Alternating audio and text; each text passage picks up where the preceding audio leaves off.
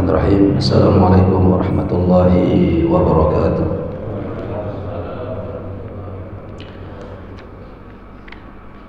Alhamdulillah hamdan yaliku bikamali wajhikal karim wa jalalu qudratil azim wa azima sultanil qadim wa anarun qulubul ibadil muttaqin binurul kitabil mubin. Asyhadu an la ilaha illallah wa asyhadu anna Muhammadan abduhu wa rasuluh la nabiyya wa la rasula ba'da, amma ba'du. Qala Allah ta'ala ya ayyuhalladzina amanu taqullaha haqqa tuqatih wa la tamutunna illa wa antum muslimun. Qala Rasulullah sallallahu alaihi wasallam ittaqillaha haitsuma kunta watbi'is sayyi'atil hasanata tamhuha wa khaliqin nas bi khuluqin hasanin. Sadaqallah wa sadaqa Rasulullah sallallahu alaihi wasallam. Alhamdulillah, kita bersyukur kepada Allah Subhanahu wa ta'ala atas limpahan rahmat, hidayah dan taufiknya kepada kita, sehingga Allah masih memberikan kita kemampuan dan memberikan kita kesempatan untuk terus meningkatkan ketaatan kepadanya dengan memperbanyak amal soleh dan ibadah, serta menjalani segala apa yang Rasulullah SAW perintahkan. Semoga kita termasuk hamba-hamba Allah yang mampu bersyukur terhadap nikmat yang Allah berikan, sehingga kita mampu memaksimalkan kehidupan kita ini dengan pengabdian diri kita kepada Allah Subhanahu wa ta'ala. Karena sesungguhnya ibadah itu tak terhenti hanya sebatas di satu momentum saja, namun ibadah kepada Allah, wa'bud rabbaka hatta ya'tiyakal yaqin, beribadahlah kepada Allah Subhanahu wa ta'ala sampai ajal datang menjemput kita, yaitu kematian. Selawat dan salam dan junjungan alam besar kita Nabi Muhammad SAW kepada para keluarga dan para sahabatnya radhiyallahu anhum wa radu'an, dan begitu pula kepada seluruh ulama pewaris para nabi dan umat-umatnya yang senantiasa istiqomah di atas sunnahnya. Semoga kita termasuk umat Nabi Muhammad SAW yang kelak di akhirat Allah akan memberikan syafaat serta pertolongannya, wabil khusus syafaat uzmanya Nabi SAW. Ikhwanu fiddin yang dirahmati oleh Allah Subhanahu wa ta'ala, alhamdulillah di pagi hari ini insyaallah kita akan lanjutkan kembali kajian kita, melanjutkan pembahasan yang telah kita bahas pada bulan-bulan sebelumnya berkenaan dengan hukukuz zaujiyah, hak-hak suami yang harus ditunaikan oleh sang istri. Begitu pula hak-hak istri yang harus ditunaikan oleh seorang suami, sehingga suami dan istri harus pandai untuk memposisikan dirinya. Seorang istri pula harus pandai menempatkan dirinya, karena suami dan istri Allah Subhanahu wa ta'ala telah menetapkan posisi keduanya.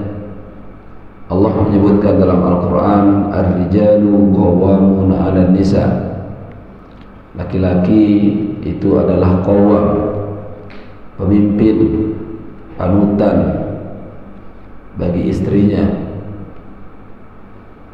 Bima faddalallah ba'dukum 'ala ba'din wa bima anfaqu.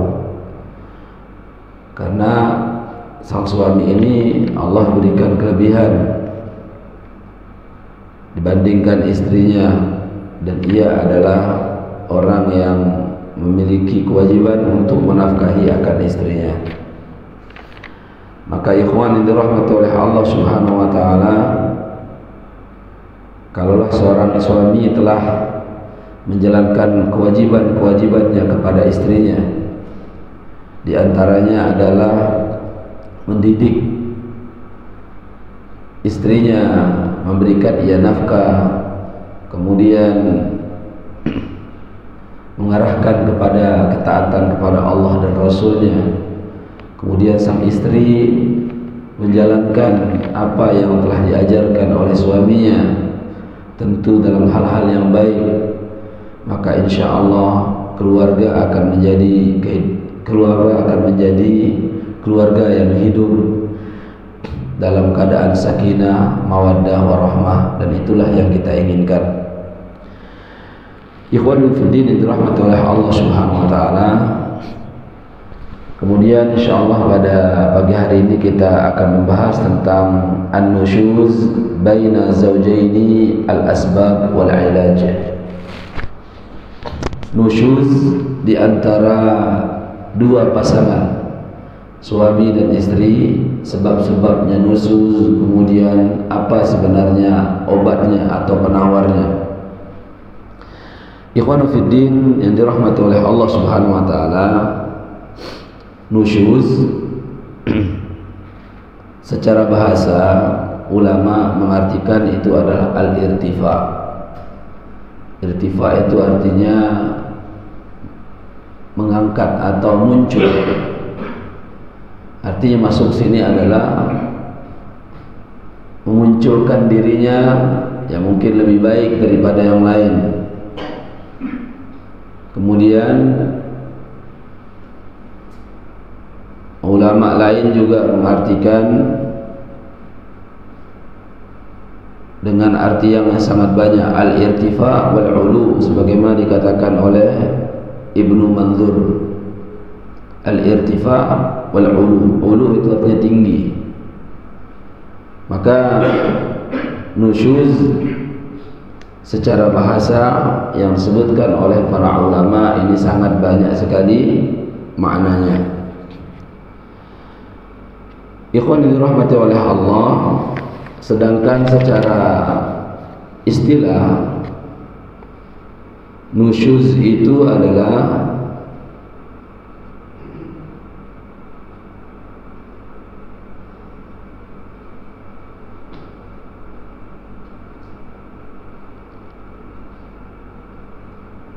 sebagaimana disebutkan oleh ulama Raghib al-Asfahani, nusyuz itu adalah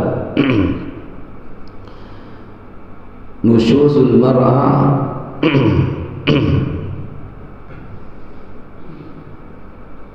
nusyuz itu adalah kedurhakaan seorang istri kepada suaminya, kemudian ia mengangkat dirinya, atau warafu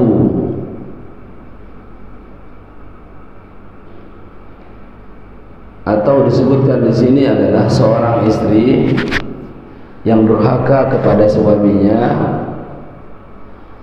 karena beberapa sebab. Beberapa sebab. Hal ini pula yang disebutkan oleh Ibnu Taimiyah rahimahullahu taala, yaitu tidak taatnya seorang istri kepada suaminya. La tu'tiyahu idza da'aha lil firash, Di antaranya adalah ketika dia dipanggil atau diserukan oleh suaminya lil firash, atau untuk berhubungan, ia menolaknya, atau ia keluar dari rumahnya bighairi idnihi, keluar dari rumahnya tanpa izin dari suaminya, atau karena sebab-sebab yang lainnya, di antaranya adalah khuruj an taatillah, keluar dari ketaatan kepada Allah Subhanahu wa taala fil wajibat asy-syar'iyyah, atau meninggalkan kewajiban-kewajiban yang disyariatkan oleh Allah Subhanahu wa taala. Intinya nusyuz ini adalah pembangkangan lah, atau disebut penyimpangan yang dilakukan oleh salah satu pasangan, wabil khusus adalah seorang istri kepada suaminya. Maka salah satu gambaran yang dikemukakan oleh para ulama adalah tentang nusyuz ini adalah min kibali zaujah, dari istri. Yang pertama adalah seorang wanita itu adalah sedikit rasa syukurnya kepada suaminya. Dia kurang bersyukur dengan apa yang diberikan oleh suaminya, atau dengan keadaan hidup keluarganya, atau bersama suaminya. Dalam hadis Nabi SAW disebutkan dari Abdullah bin Umar, Rasulullah SAW bersabda, la yanzurullah ilal mar'ati la tashkuru li zawjiha. Sesungguhnya kelak di hari kiamat Allah tidak akan melihat seorang perempuan yang mana ia tidak bersyukur dengan suaminya. Artinya dia tidak bersyukur dengan keadaan, dia tidak bersyukur dengan nikmat yang Allah Subhanahu wa taala berikan, yaitu berupa suaminya. Akan tetapi ia lebih condong untuk bahkan tidak menghargai dan menghormati suaminya sebagai pemimpin rumah tangganya. Bahkan disebutkan dalam riwayat, ia sampai menghina atau mencaci atau menjelek-jelekkan suaminya. Bahkan Nabi SAW pun disebutkan riwayat dari Ibnu Abbas radhiyallahu anhu qala Nabi SAW, uritun nar, aku diperlihatkan neraka, fa idza aktsaru ahluha an-nisa.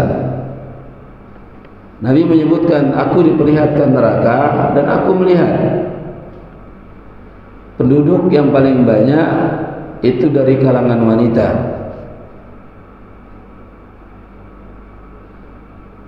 Yakfurun, karena sebab mereka ingkar, kufur. Kemudian ada sahabat bertanya, qila atakfuruna billah, wahai Rasulullah, apakah banyaknya penduduk neraka dari wanita itu karena mereka kufur kepada Allah? Maka Rasulullah SAW menyebutkan, qala yakfurnal ashir. Jadi mereka kufur itu adalah karena tak sedikit dari para wanita itu kufur terhadap suaminya. Wa yakfurunal ihsan, begitu pula dia mengingkari akan kebaikan-kebaikan suaminya. Sebenarnya suaminya baik, suaminya soleh, segala hak-haknya dijalankan, kewajiban-kewajibannya ditunaikan. Namun seorang wanita ini adalah mengingkari suaminya, tidak bersyukur terhadap kebaikan yang dilakukan oleh suaminya. Kemudian Nabi menyebutkan, kalau seandainya kalian itu melakukan kebaikan kepada istri-istri kalian sepanjang masa,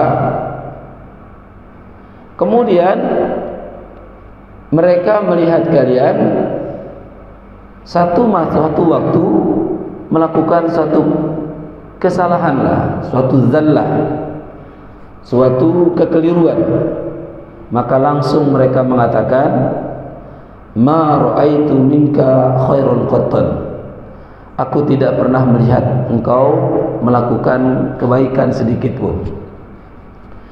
Ikhwan yang dirahmati oleh Allah Subhanahu wa taala, namun sifat seorang wanita yang tidak mampu atau tidak bisa bersyukur terhadap kebaikan suaminya, ini lahir dari wanita yang tidak,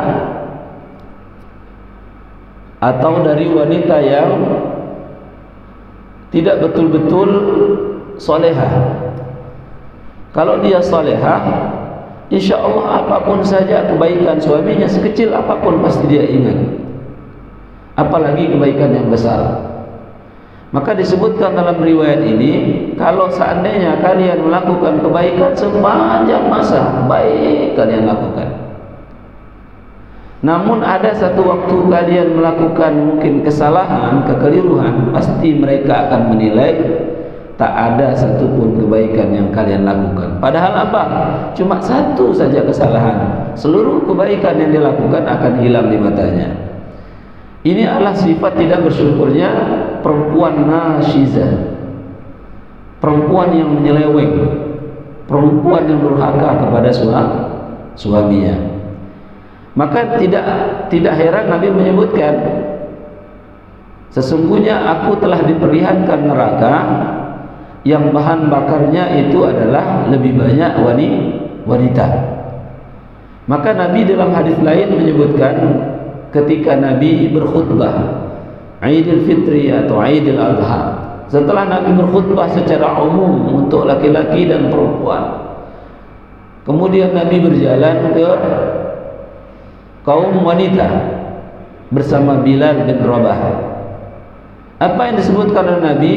Ya ummahatil mu'minin, atau dalam riwayat ya nisa'il mu'minin, wahai wanita-wanita para orang-orang beriman. Tasaddaqna, bersedekahlah kalian, artinya banyaklah kalian bersedekah. Walau bihulliyatikin kunna, meskipun dengan perhiasan yang kalian miliki. Fa inni, sesungguhnya aku diperlihatkan oleh Allah Subhanahu wa taala kebanyakan daripada bahan bakar daripada neraka itu adalah dari perempuan. Nah, kalau bahan bakar dia dibakar, dia pun akan mengeluarkan api. Dia terbakar, dia pun akan mengeluarkan api. Maka Nabi menyebutkan bagi para wanita, Nabi mengingatkan, perbanyaklah bersedekah, karena aku walau bihulliyatikunna, karena aku melihat bahwasanya banyaknya bahan bakar di neraka karena sebab apa? Ya, dari wanita, karena banyak di antara mereka tidak bersyukur terhadap kebaikan suaminya. Maka salah satu sebab pertama dari nususnya wanita adalah sedikitnya rasa syukur kepada Allah. Penyimpangan, penyelewengan, durhakanya seorang wanita kepada suami adalah tidak pandai bersyukur kepada Allah Subhanahu wa ta'ala. Dan ini sekali lagi keluar dari sifat wanita yang tidak salihah. Ya, kalau wanita yang salihah, masya Allah, susah senang tetap mendampingi suaminya, susah saja siap ia dampingi, apalagi dalam keadaan senang. Susah senang, susah duka, semuanya hidup bersama suaminya. Ini karena ia taat dengan suaminya. Wujud syukurnya kepada Allah Subhanahu wa ta'ala, maka dia bersyukur diberikan kenikmatan berupa suami yang saleh. Ikhwan yang dirahmati oleh Allah Subhanahu wa taala, kemudian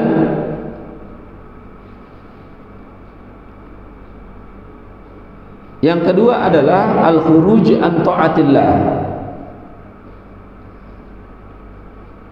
Contoh-contoh yang kedua atau contoh dari sekian banyak nusyuz atau penyimpangan atau kedurhakaan seorang suami istri kepada suami, di antaranya adalah dia keluar dari ketaatan kepada Allah. Allah Subhanahu wa taala perintahkan kepadanya, wabil khusus kepada wanita muslimah ya, untuk menutup auratnya masalan, namun ia mengabaikannya akan hal ini. Padahal Allah jelas memerintahkan di dalam surat Al-Ahzab ayat 54, ya ayuhan nabi qul li azwajika wa banatika wa nisa'il mu'minina yudnina 'alaihinna min jalabibihinna. Jelas, wahai para nabi, katakanlah kepada istri-istrimu, anak-anakmu dan orang-orang kaum muslimat atau wanita mukminat untuk menutup auratnya. Ini merupakan syariat. Ini perintah dari Allah Subhanahu wa taala. Ya. Maka ya, tutuplah auratnya. Khuruj an taatillah, tidak mau salat, tidak mau puasa, tidak bi udhrin, bi ghairi udhrin, tanpa uzur. Ya. Ini adalah merupakan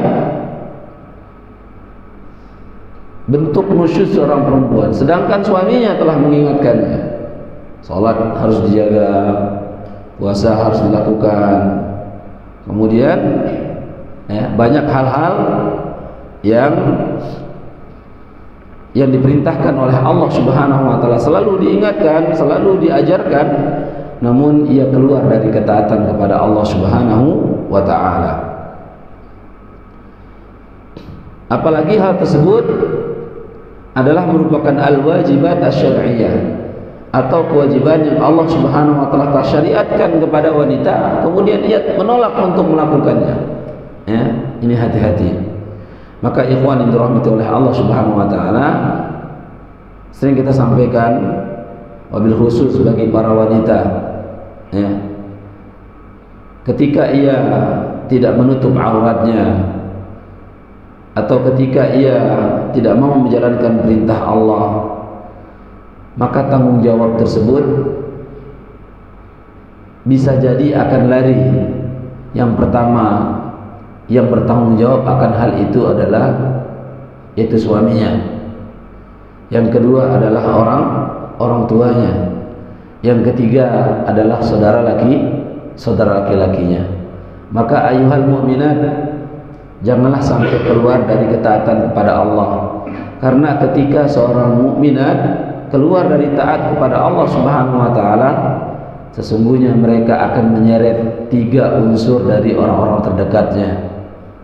Ya. Wabil khusus suaminya yang menjadi penanggung jawab atas dirinya. Ikhwan yang dirahmati oleh Allah Subhanahu wa taala, kemudian contoh nusyuz seorang wanita berikutnya adalah izharu al-istighfafu bizawj au sabbuhu wa syatamahu, yaitu dia merendahkan suaminya atau mencela, menghina, bahkan melaknatnya. Ini tidak boleh. Ikhwan fiddin yang dirahmati oleh Allah, Nabi sallallahu alaihi wasallam menyebutkan, la tu'di mar'atu zawjaha, la tu'zi imra'atun zawjaha. Jangan sampai seorang wanita ini atau menghina, menyakiti, menghina suaminya di dunia, illa qalat minal huril 'ain, kelak di akhirat bidadari istri-istri suaminya dari bidadari berkata, la tu'zihi, jangan menyakitinya. Qatalakillah, Allah akan memusuhi kalian, semoga Allah memusuhi kalian. Fa innama huwa 'indaki dakhilun, karena sesungguhnya suamimu ini adalah merupakan amanah yang harus kalian syukuri di dalam keluarga kalian. Yushiku ayyufariqa ilaina. Artinya apa? Karena saking kalian selalu menghinanya, menyakitinya, melaknatinya, dia sabar atas hal itu. Sampai-sampai ia sedikit lagi akan berpisah dengan kalian dan kembali kepada Allah Subhanahu wa ta'ala. Artinya ikhwan yang dirahmati oleh Allah, ini terlalu berlebihan seorang wanita kalau sampai ia melaknat suaminya. Laknat itu artinya at-tardu wa ib'adu an rahmatillah. Ia dijauhkan, ia meminta, kalau sudah ia melaknat suaminya berarti ia berharap agar Allah akan menjauhkan rahmat kepadanya, akan menjauhkan laknat kepadanya. Padahal suaminya ini adalah orang baik-baik.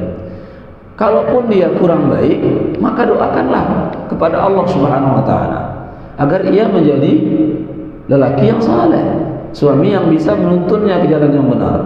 Namun konteksnya di sini adalah wanita, lakinya adalah baik-baik, lelaki yang saleh, lelaki yang taat kepada Allah. Namun dia, sebagaimana disebutkan dalam hadis yang pertama, karena kurangnya syukur kepada Allah, karena ada satu keburukan yang ia lakukan atau yang suaminya lakukan, mengakibatkan ia menilai semua apa yang dilakukan oleh suaminya ini adalah sebuah keburukan. Kemudian contoh berikutnya, ini hadisnya masyhur. Nusyuznya seorang istri adalah man'uhu minal jima' wal mubah wal mushbashira biduni udhri masyru'.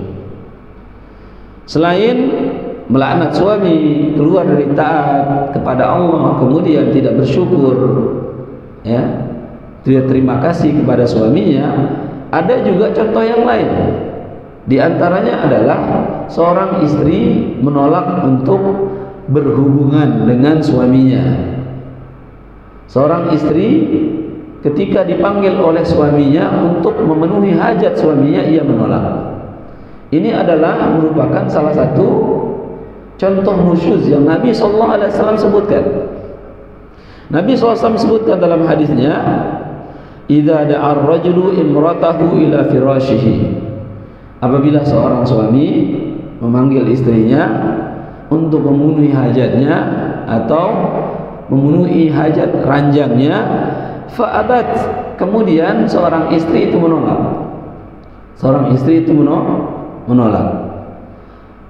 Fabata ghadban 'alaiha, maka suami itu semalaman dia marah. Karena apa? Ditolak oleh istrinya tidak memenuhi hajatnya. Maka Allah menyebutkan la'natal malaika hatta tusbih.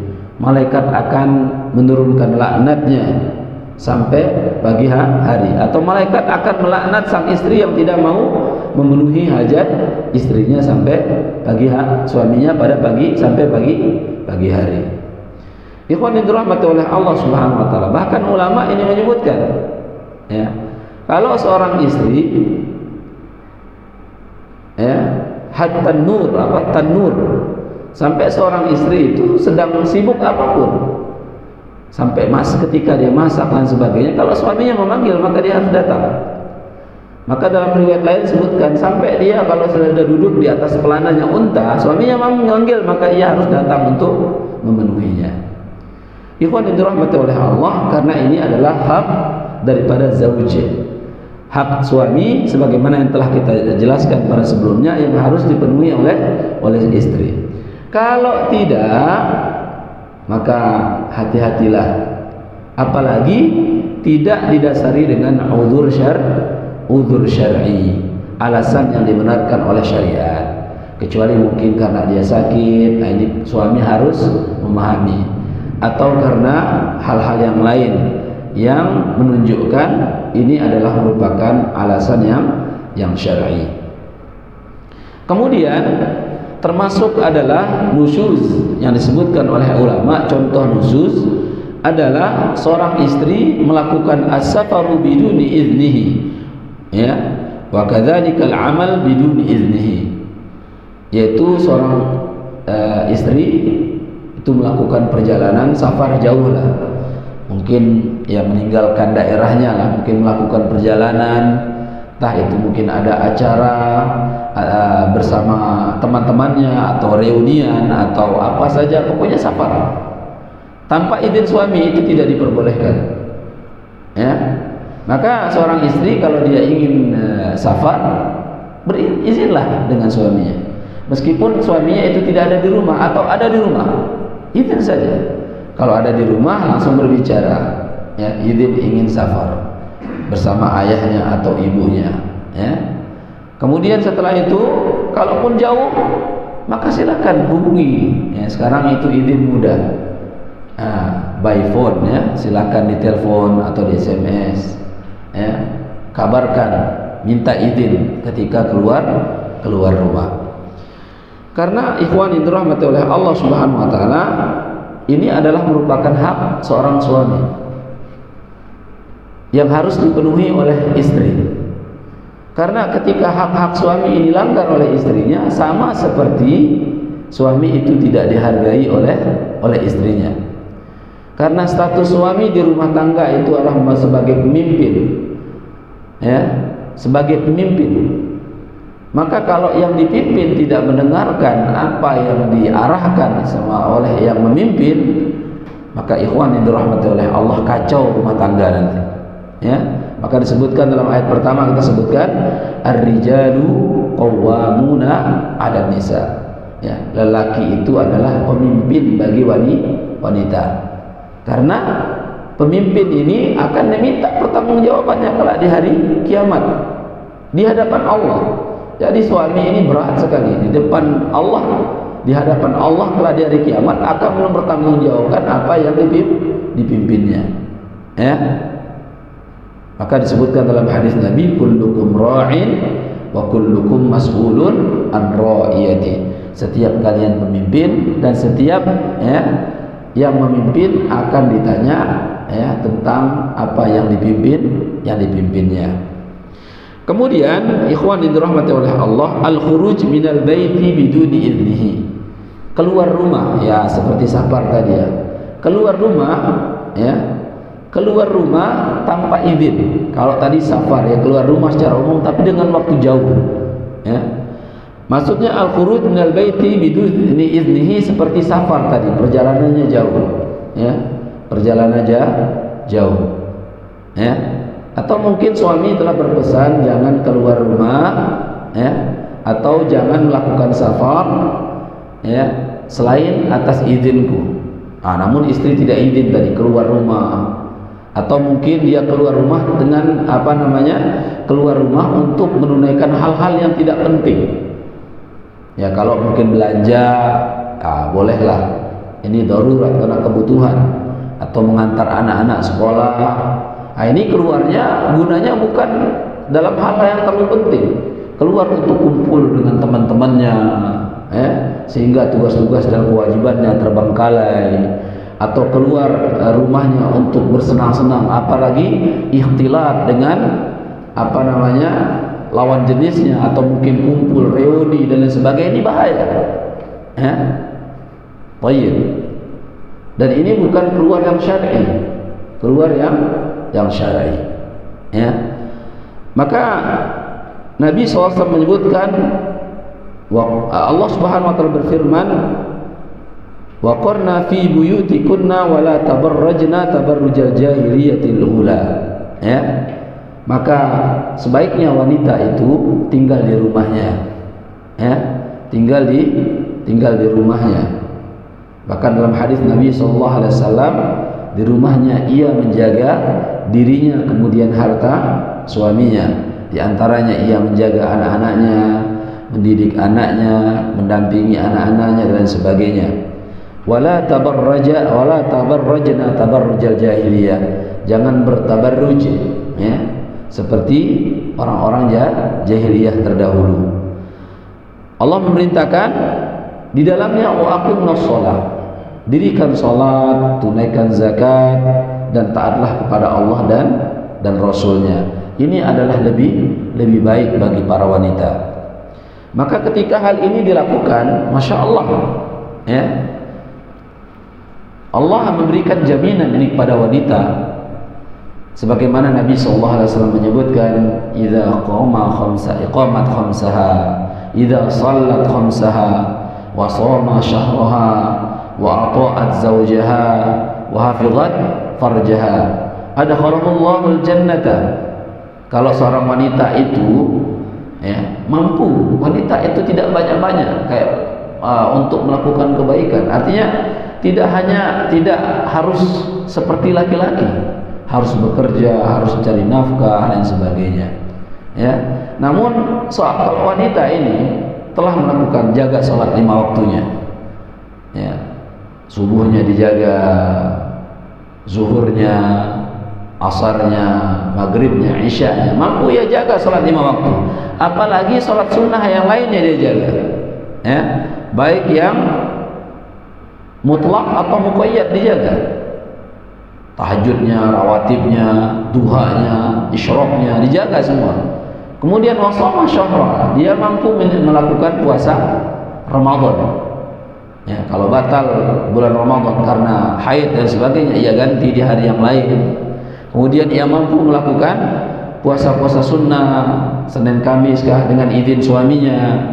Kemudian setelah itu puasa ayyamul bid dan sebagainya. Kemudian ia mampu menjaga harga dirinya, serta, ya, dia taat kepada suaminya. Maka Allah berikan jaminan kepada wanita ini. Apa jaminan? Allah akan masukkan dia ke dalam syurga dari pintu manapun dia inginkan.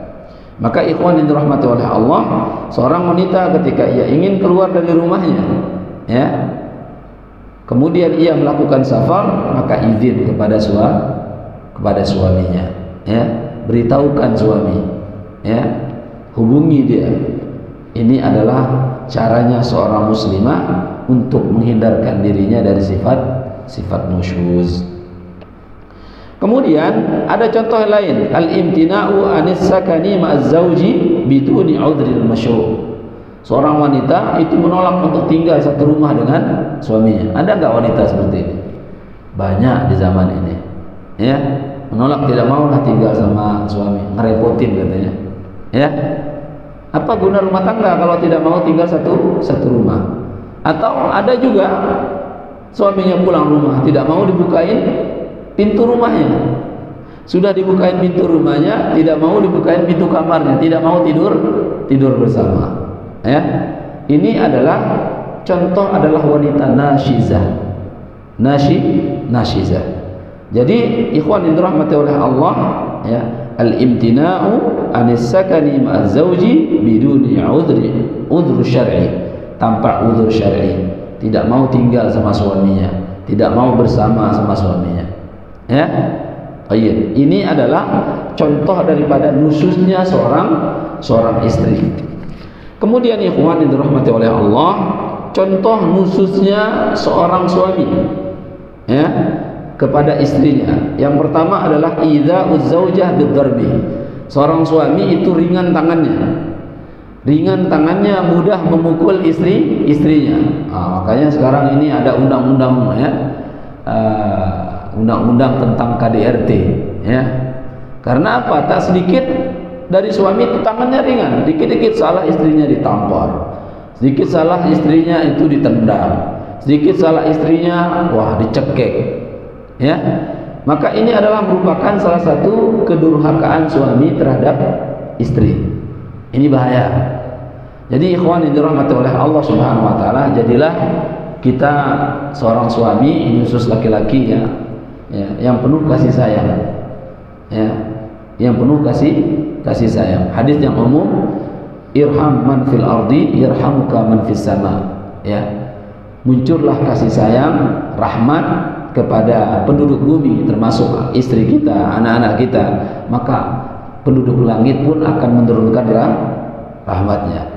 Maka ikhwan yang dirahmati oleh Allah Subhanahu wa taala, Nabi sallallahu alaihi wasallam menyebutkan, Suatu ketika ya, sahabat mulia bertanya kepada Rasulullah SAW, yaitu Muawiyah al-Qusyari, tentang hak-hak seorang suami terhadap istri. Nabi SAW dalam potongan hadis menyebutkan, ya, hadisnya yang panjang, kalau engkau makan, kalau engkau berpakaian, maka berikanlah mereka pakaian. Kalau engkau makan, maka berikanlah mereka juga makan. Kemudian di ujung hadisnya Nabi menyebutkan wala tadribu al-wajha. Jangan sampai seseorang itu mudah memukul wajah. Ya, ditonjok kah, ditampar kah, disikut kah, dibanting kah, sampai apa? Karena wajah ini adalah merupakan tempat yang sensitif. Indra kita itu yang sensitif, ya. Maka banyak kita lihat berita-berita baik di media cetak maupun televisi, tak sedikit seorang suami itu karena mungkin kurangnya ilmu agama atau mungkin karena kurang pahamnya tentang hukukuz zaujat, ya tadi gampang sekali memukul istrinya. Nah, Nabi menyebutkan la, sini ada larangan, la tadribul wajha. Jangan, larang, jangan sekali-kali sang suami ringan tangan, mudah memukul istrinya. Ya. Wala tuqabbih, jangan sampai jelek-jelekan dia. Apalagi kau umbar kejelekan istri. Ya. Sampai keluar rumah, cerita kepada tetangga, cerita kepada teman dekatnya, cerita, wah, luar biasa, dijelek-jelekan. Ya. Baik. Kemudian wala tahjur, begitu juga jangan kau boikot illa fil bait, kecuali di dalam rumah. Ya, tidak boleh diboikot. Baik. Kemudian as-sabbu wasyatam wal ihana, begitu juga menjelek-jelekan, menghina, melaknat istri itu enggak boleh. Ini hati-hati ya. Nah, apa yang keluar dari lisan kita ini adalah merupakan doa. Ya. Doakan apa, ucapan keburukan, mencaci, menghina, melihat dan lain sebagainya. Begitu pula istri sebaliknya, enggak boleh itu menyebutkan kekurangan atau menghina, ya, suaminya. Istri juga enggak boleh menghina, suami enggak boleh menghina istrinya. Ya, menjelekkan dan menyakiti aja enggak boleh. Dalam hadis Nabi sallallahu alaihi wasallam pernah Nabi bercerita tentang bagaimana seorang wanita yang luar biasa salatnya bagus. Ya. Nabi SAW menceritakan seorang sahabiah, ya, yang beliau mengatakan innal mar'ata qamat lailaha, taquma lailaha. Malam harinya Masya Allah selalu salat, kuat salat. Wa tasumu naharaha. Siang harinya dia berpuasa terus. Tapi wa tu'dhi jiranaha. Tapi lisannya ini tetangganya saja nggak bisa selamat darinya. Ya. Maka Nabi menyebutkan la khaira fiha, tidak ada kebaikan darinya. Wa hiya finnar, dia di dalam neraka. Ini tetangga yang disakiti, yang dihina, yang dicaci, yang dilaknat. Bagaimana suami dan istri saling melaknat atau saling mencaci, saling menjelek-jelekan? Tetangga saja seperti itu, apalagi kedua pasangan. Wal iyadu billah. Kemudian selanjutnya adalah nusyuznya seorang suami, adamun nafaqah 'alaiha, tidak mau menafkahi istrinya. Tidak mau menafkahi istrinya. Karena kewajiban nafkah sini adalah sang suami. Maka suamilah yang bekerja untuk menafkahi istrinya yang tinggal di rumah mendidik anak-anaknya. Maka ini salah satu keutamaan yang Allah Subhanahu wa taala berikan kepada suami atas istrinya, ya, karena Allah disebutkan dalam surat An-Nisa, bima faddalallahu ba'dukum ala ba'din wa bima anfaqu. Ya. Jadi seorang suami ini menafkahi istrinya. Ikhwan yang dirahmati oleh Allah, maka dalam hadis yang tadi saya sebutkan, ya, ketika suami membeli pakaian, maka jangan lupa istrinya juga diberikan pakaian. Ya. Suami ada tempat tinggal, maka jangan lupa berikanlah tempat yang nyaman, yang aman bagi istri tempat tinggal. Ketika perutnya kenyang, jangan lupa istrinya itu adalah diberikan juga makanan. Karena apa? Tanggung jawab istri itu telah ya kita ambil dari orang tua yang senantiasa menyayanginya, ya, maka wujub an-nafaqah, wajib ya sang suami untuk menafkahi istrinya. Kemudian al-mailu ila ghairuha wa adamul adl, ya, termasuk khususnya seorang suami kalau suami ini memiliki istri lebih dari satu kah, 2, 3, 4, ada syariatnya. Nah kalau lebih ini harus berlaku adil, ya, antara yang pertama, kedua, ketiga dan keempat, ya, tidak boleh condong kepada salah satunya atau tiganya dibiarkan condong kepada yang satu, atau duanya tepat condong, yang duanya tidak, ya, atau yang memiliki istri 2 tidak boleh condong kepada yang muda melupakan yang tua, tidak boleh. Ini adalah bentuk nusyuz, ya, seorang suami kepada istri. Ikhwan yang dirahmati oleh Allah Subhanahu wa taala, adapun beberapa sebab terjadinya nusyuz suami dan istri. Yang pertama adalah daf'u dharibatu su' al-ikhtiyar min janibi at-tarfaini, yaitu masing-masing atau kedua pasangan itu lebih condong untuk membela dirinya dalam keburukan, ya.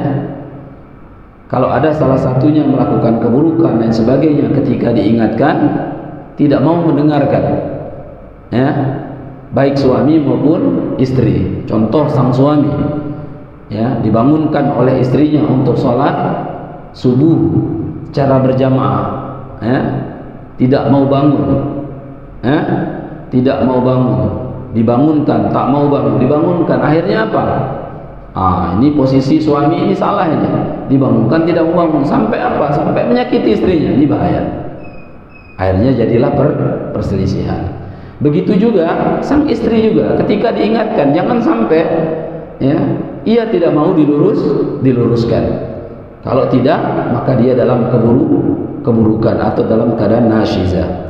Kemudian selanjutnya tadkhulul, ya, al-ahlu fil baiti az-zawjiyah. Banyaknya ikut campur orang tua terhadap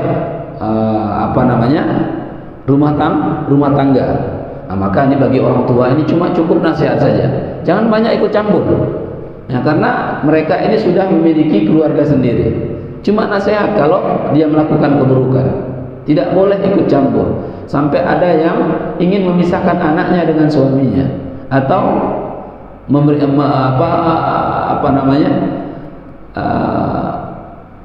memisahkan anaknya dengan suaminya, suami dengan anaknya, ikut campur dalam masalah-masalah kayak begini, ya. Hal ini akan merusakkan rumah tangga. Kemudian ada mutawaffuq al-jinsi bainaz zawjiyah, ada tidak kesepahaman, ya, ya, kedua belah pihak dalam beberapa masalah prinsip, ya, atau yang lainnya. Nah, maka ikhwan yang dirahmati oleh Allah, kita diciptakan oleh Allah, ya, hidup dalam keadaan hidup dalam keadaan berbeda, ya. Kemudian Allah satukan kita dalam pernikahan. Tentu kita ada bedanya, ya. Jadi yang diberikan jodoh orang Sunda dengan orang Jawa dengan Sumatera dan sebagainya, tentu dari segi latar belakang itu berbeda. Makanan berbeda, kesukaan juga berbeda, macam-macam berbeda, ya. Namun dalam hal-hal seperti ini harus saling memahami, ya, saling memahami perbedaan itu. Jangan sampai dengan perbedaan yang sederhana ini menjadi sedikit-dikit minta pisah, dikit-dikit minta cerai, atau membangkang kepada suami atau sebaliknya. Kemudian al-ghiratu az-zaidah min az-zawjaini. Ini bahaya, ya. Cemburu tingkat tinggi. Ya, cemburu itu harus, ya, karena dalam hadis Nabi SAW, ya, seorang laki-laki yang dayus itu adalah yang tidak, ya, pernah ada rasa cemburu dengan istrinya, ya, buruk. Tapi ini terlalu berlebihan. Sampai apa? Ya, saking cemburunya akan muncul pada dirinya itu adalah wa ma yunajjimu an dzalika minal muraqabah wa su'iz dzan. saking keras cemburu tingkat tingginya, sampai apa dilakukan oleh suami atau dilakukan oleh istri, diintai terus dicari kesalahannya. Sampai apa ya, seorang suami ajak sholat 5 waktu ke masjid, ini disangkanya pergi kemana-mana gitu kan, pergi kerja saja, ini disangkain suzonnya luar biasa. Ini tidak boleh ya. Maka rasa cemburu itu harus ya dimunculkan oleh dua pasangan suami dan istri. Tapi terlalu dalam cemburu sampai menimbulkan buruk sangka kepada ya masing-masing pasangan, ini juga tidak diperbolehkan. Sampai pulang kerja cek HP suami ada enggak SMS, suami juga seperti itu. Kemudian sara'ud dharair ya, wa ma yaftahu min muhawalati an-nusyuz, terjadinya konflik yang ya dari hal-hal yang sederhana ya, atau cekcok lah, selalu sering cekcok. Ini akibat nusyuz juga. Sehingga apa? Suami kan jadi panutan. Kalau ada satu hal sedikit yang tidak baik dilakukan suami ya, nanti istri juga tidak akan mengikuti. Yang istri suami mengatakan sholat, tapi dia tidak sholat, ini bagaimana? Akhirnya konflik, cekcok dalam masalah. Dia saja nggak sholat, kenapa saya sholat, dan sebagainya. Baik. Kemudian mailu zauj ila ba'dhin nisa'ihi limaliha au sighari sinniha au husni muasyaratiha. Ini sebab yang biasa terjadi ya. Karena apa? Seorang suami ini adalah lebih condong kepada sebagian istri yang dia miliki. Karena apa? Istrinya itulah yang satunya dia muda, dia kaya, kemudian dia lebih cantik dan sebagainya. Ini menyebabkan konflik jadinya. Kadang perempuan tadi gitu, muncul itu fitrahnya dia, ya kan? Akhirnya apa? Tidak mau mendengarkan apa yang dikatakan oleh suaminya. Katanya adil, tapi tidak nyatanya, ya kan? Ini adalah yang disebutkan para ulama asbab ay zahiratul nusyuz laha asbabun nafsiyah wa ijtimaiyah muta'addidah. Ini sebab-sebab daripada secara umum tentang nusyuz. Yang terakhir, bagaimana cara mengobati akan nusyuz. Jadi Islam itu menawarkan bagaimana penawar agar keluarga atau seorang wanita itu tidak melakukan nusyuz. Yang pertama, lakukan sebagaimana disebutkan dalam Al-Quran, wallati takhafuna nusyuzahunna fahidhuhunna wahjuruhunna fil madaji wadribuhunna fa in ata'nakum fala tabghu alaihinna sabila innallaha kana 'aliyan kabira. Ya, bagi wanita-wanita yang kalian khawatirkan dia nusyuz, dia durhaka atau dia melakukan penyelewengan, pertama yang kalian lakukan adalah fa'izuhunna, dinasihati ya, dinasihati. Karena Nabi SAW menyebutkan ku anfusakum wa ahlikum nara, jaga keluargamu, jiwamu dari api neraka.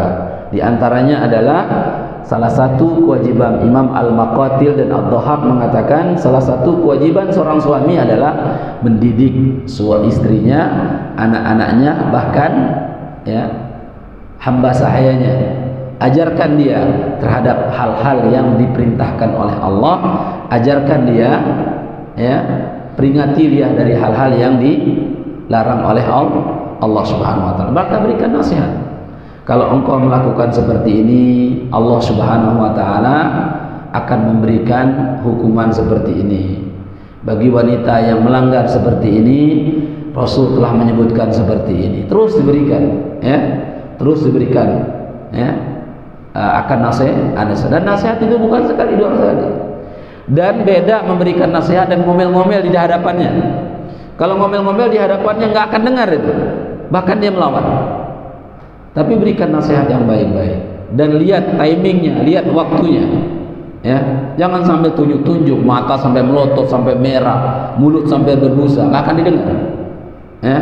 Tapi apa? Lihat waktunya, tunggu dia agak tenang dulu ya, nasihati dia dengan baik ya. Terus ingatkan, berikanlah mereka ya wejangan-wejangan dari apa yang Allah Subhanahu wa taala sampaikan dan Rasulullah SAW kabarkan. yaitu at-tadhkiratu adil bil khair. Ikhwan yang dirahmati oleh Allah Subhanahu wa taala, kemudian peringatkan dia, kalau dia melakukan hal ini nanti Allah Subhanahu wa taala akan murka. Bukan hanya dirinya, tetapi apa? Termasuk kepala rumah tangganya. Sebagaimana disebutkan tadi, termasuk orang tuanya atau saudara-saudaranya. Begitu terus. Berikan nasihat. Tapi kadang kalau sudah lagi marah, dua-duanya marah, ini kadang tidak masuk. Ya, tidak masuk. Ya. Bukannya menerima nasihat, melawan dia. Ini yang kebanyakan.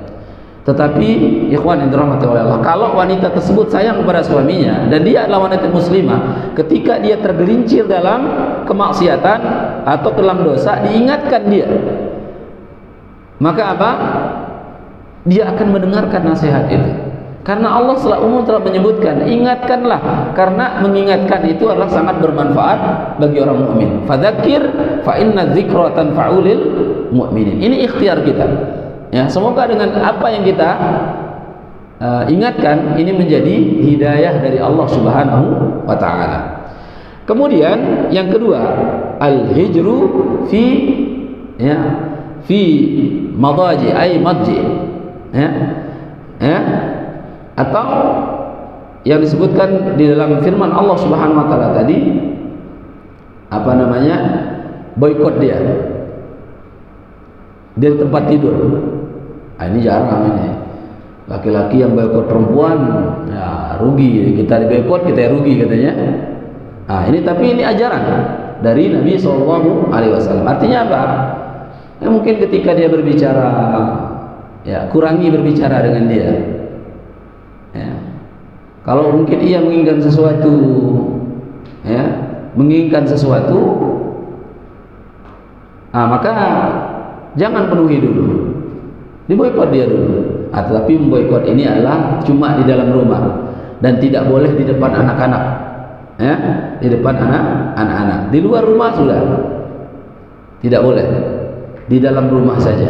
Ini ajaran dari Nabi Sallallahu Alaihi Wasallam. Wahjuruhunna, minal hijran wal bu'd. Dijauhkan dia. Kalau tidur disebutkan oleh ulama, kalau tidur, kalau dia ke sebelah timur, kita ke sebelah barat. Tapi rugi ini bagi laki-laki. Tapi inilah syariat. Tapi kebanyakan para wanita sekarang kalau dihijr oleh suaminya, dia senang. Justru dia membuat kesenangan yang lain. Sibuk dengan HP, SMS temannya, telepon temannya, hahaha dengan teman-temannya, hilang itu. Ini suaminya. Baik. Maka ikhwan yang dirahmati oleh Allah, tapi sekali lagi kalau wanita muslimah menyadari akan hal ini, maka ia akan merasa, loh kok beda, suami saya tidak terlalu banyak berbicara dan sebagainya. Pasti sebagaimana pekanya Aisyah ketika Nabi SAW tidak mengajak ia berbicara berkenaan dengan hadis ifki waktu itu. Jadi panjang sekali kalau cerita hadis ifki. Ketika itu Nabi tidak mau berbicara dengan Aisyah. Aisyah merasa, loh kok Nabi ini biasanya beliau disantun, beliau biasanya tuh rahimun, candanya luar biasa, kedekatan dengan Aisyah luar biasa, merasa Aisyah. Sehingga Aisyah ketika itu minta untuk diantarkan pulang. Kalau seandainya engkau merasa tidak nyaman, tidak bosan wahai Rasul bersamaku, maka antarkanlah aku ke rumahku, ke rumah orang tuaku, katanya. Ini kalau wanita muslimah peka. Kalau nasyizah tadi tidak peka dia. Justru dia senang kalau suaminya memboikot dia, menghijir dia. Yang ketiga, ad-darbu. Kalau sudah nasihat dilakukan, kemudian al-hijr sudah dilakukan, maka lakukan yang ketiga, ad-darbu. Boleh dipukul. Tapi catatan sini, pukulnya bukan sembarangan. Ditampar, ditampol, ditonjok, tidak.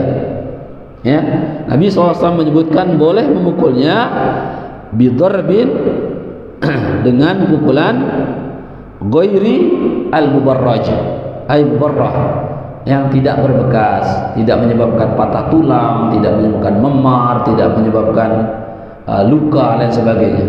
Bahkan Nabi menyebutkan dipukul itu dengan apa? Tangkai siwak katanya. Tangkai siwak ya. Tangkai siwak. Dan dipukul itu adalah bukan di kepalanya. Ya, mungkin di tangannya kah, di kakinya kah, dan sebagainya. Itu boleh. Jadi pukulnya ini adalah bukan pukul karena marah, karena benci, tapi pukul karena pendidikan. Ikhwan yang dirahmati oleh Allah Subhanahu wa taala. Ya. Ini adalah merupakan cara seseorang untuk menghadapi nusyuznya seorang wanita. Yang terakhir ada cara menghadapi nusyuznya seorang laki-laki. Dalam hadis Nabi sallallahu alaihi wasallam firman Allah, "Wa in imra'atun khafat min ba'liha nusyuzan aw i'radan fala junaha 'alaihima ay yusliha bainahuma sulha wa sulhu khair."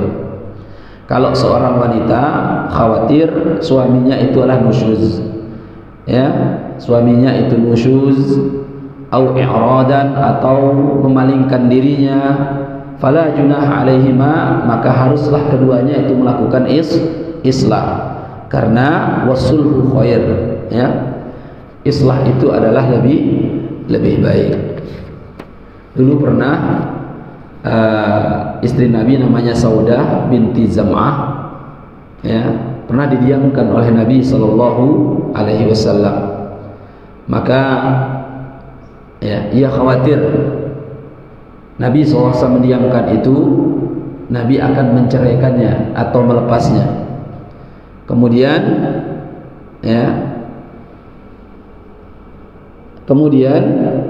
satu ketika ia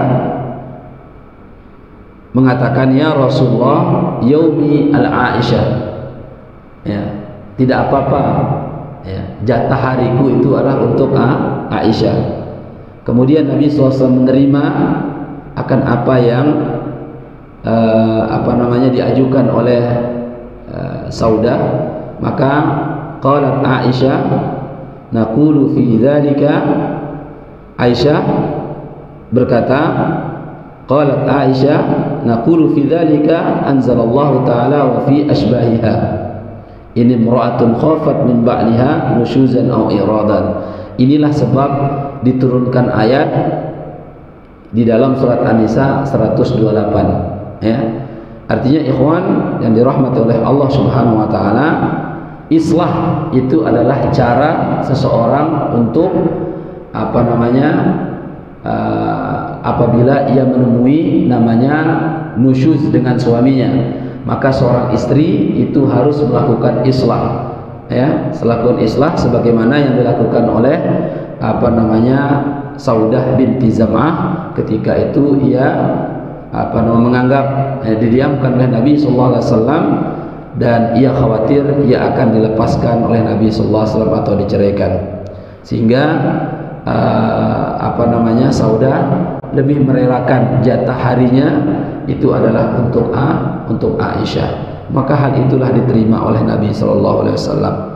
Baik, ini saja mungkin yang dapat sampaikan pada kesempatan ini.